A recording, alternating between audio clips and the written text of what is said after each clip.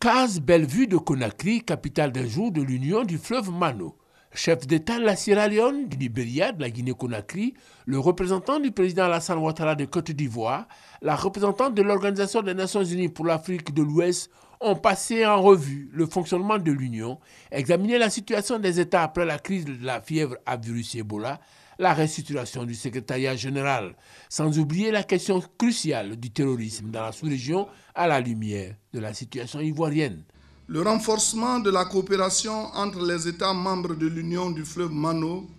à travers la mise en commun de nos moyens, doit guider toutes les actions, notamment en ce qui concerne la sécurisation de notre espace communautaire.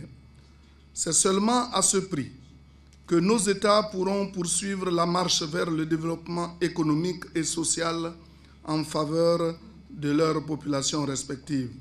À l'issue des travaux qui se sont déroulés dans un esprit convivial, il a été décidé, entre autres, de la restructuration du secrétariat général avec le principe de rotation de l'équipe dirigeante, de la relance des économies post-Ebola au Libéria, à Sierra Leone et en Guinée-Conakry, de la signature d'un mémorandum avec la CEDEAO pour une collaboration plus étroite entre les deux institutions.